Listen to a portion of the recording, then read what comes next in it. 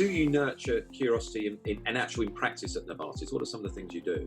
Yeah, so we've been on a 2-year journey, I guess, now around our culture of inspired, curious and unbossed.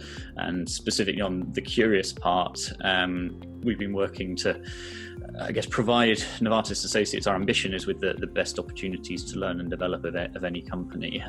So initially that was giving easy access to the best possible content. So unpicking that, there's several parts. Easy access means trying to make it easy for people to find and gain access to content. So that's around how we make it available through systems, etc. Then there's the content itself. So we added access for all associates to LinkedIn Learning, to Coursera, etc. So they can then choose whatever it is they want to learn, whether it aligns directly to the role or even if it's at a peripheral area or something of personal interest. Content's available and people can do it. So one is that easy access to content, but then the second part is also the support and the culture that supports people in actually being able to spend time learning. And if we look at our engagement surveys that we do regularly, the two sort of biggest barriers to people being able to take advantage of learning is I don't have time to learn and my manager doesn't support me in my learning.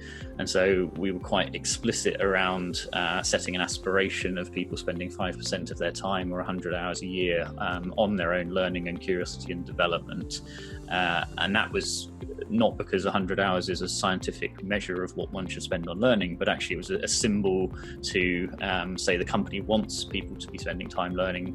We see the value in people building their own skills and building the skills that the company needs. And therefore, by setting that aspiration, it creates the space that people can invest their time in taking advantage then of the great content, because just putting the content out there doesn't mean people feel that they've got the opportunity to actually use it. A couple of follow-ups on that. I think firstly, you talked about skills. How do you link the learning to skills? Obviously, you talked about the skills that Novartis needs. Is there a nice link there between the two?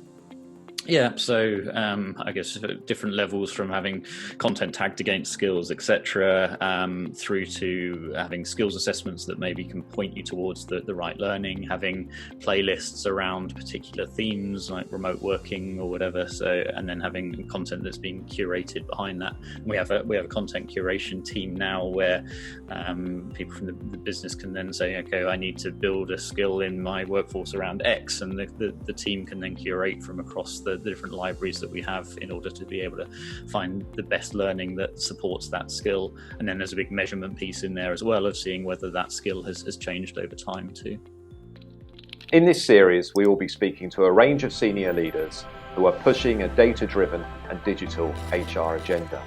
Make sure that you subscribe via your podcast app of choice and also via our YouTube channel for free and regular interviews with the digital HR leaders of the future.